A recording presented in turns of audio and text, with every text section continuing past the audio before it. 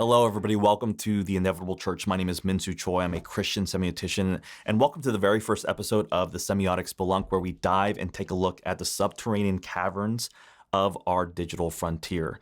A major part of the mission for this channel is exploring and teaching the techniques and principles that allow us to be effective communicators and inhabitants of our daily digital landscape. That is why I thought of the metaphor of spelunking. We're going to dive into the caverns, the mud, the earth of our daily digital practice so that we can form the right skill sets and habits that allow us to be faithful, that allow us to be human, that allow us to be conduits of the gospel of Jesus Christ. One of the major stumbling blocks that I see in a lot of churches is that they lack a digital footprint or presence that allows them to know their communities and in turn be known from various distances and circumstances. These digital footprints are often static. They're often outdated websites. There's sparse content on their social media feeds. They're usually like announcements and that's it. There's no videos. There's no news. There's no updates. There's no personalization. And certainly there's no compelling stories. Churches who have no interest in the digital dimension of their faith not only miss out on the lives of their people during the week, they also conceal their witness to the greater community, which is not intended, but that's often the effect. And in a time when there is a lot of misconception and doubt about the value of a church rooted in local communities, this is a great concern. A church that is exclusive to being in person and doesn't look to the digital, it really looks like a church that's inactive and kind of dead and powerless from a distance. And this is compounded when culture already has this suspicion of why do churches still have this privileged and prominent place in culture. They question the effectiveness of what the church stands for, but sees a lot of that hypocrisy that makes them very wary of the church.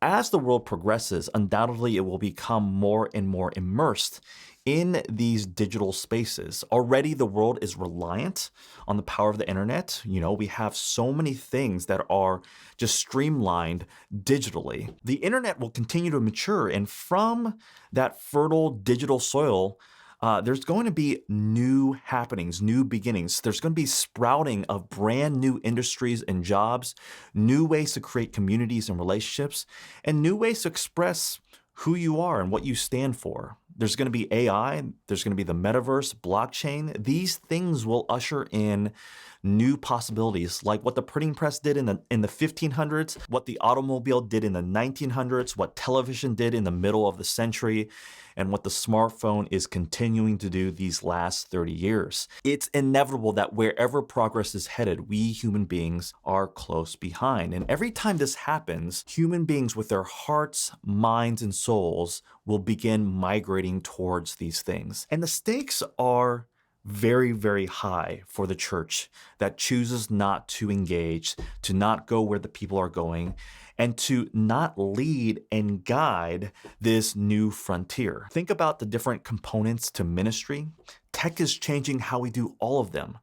Discipleship, evangelism, justice-oriented endeavors, church planning, you name it. These are sacred things about the church, and there is a digital component forming with each of these.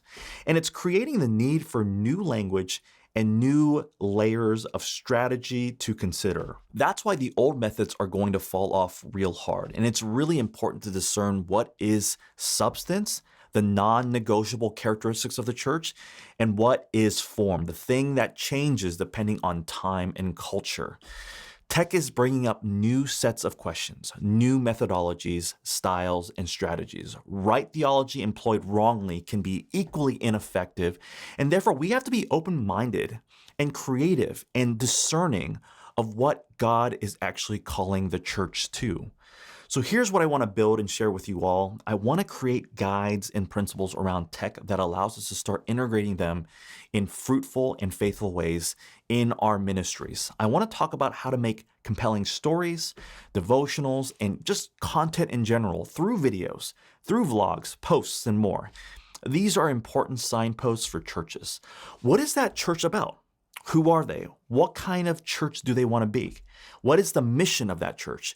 It can't just be in the form of a sentence or a mission statement or a staff page. It has to be compelling. It has to be active, vibrant, alive, up to date. It has to feel personal. It has to be, in so many ways, provocative. I want to help churches to not feel like they are losing themselves in this overwhelming process of learning how to build aptitude in creating avenues for connection through the digital world. I really believe that anyone can do this no matter what generation you are from, and no matter how you grew up, and no matter what tribe you're from. But it takes humility, it takes an open mind and a heart that desires to see the gospel shared. These things actually take years to be really good at. It takes even longer to make it effortless and natural. In fact, the barrier of entry is the lowest it's ever been, by the way. We can pretty much do it all on our smartphone. So the power to make significant progress into the digital sphere and connect with real people in authentic ways is right in the palm of our hands. In the videos to follow, I want to talk about the creative process of filmmaking, of vlogging, of content creation in a way that helps you start your journey in a very effective direction. I want to help you explore what works for you and what doesn't. What will be the specific challenges you'll face as you try to build a habit of digital creativity and innovation in your own personal life as well as in your ministries. I'll be talking a lot about my own journey of 15 years now getting into video, building up techniques and creating my own aesthetic vision. I'll be sharing both technical advice as well as general principles that I've learned from various resources and people. So I look forward to helping you think about these things in a renewed way to give you encouragement and hope that you too can create compelling signposts for Christ.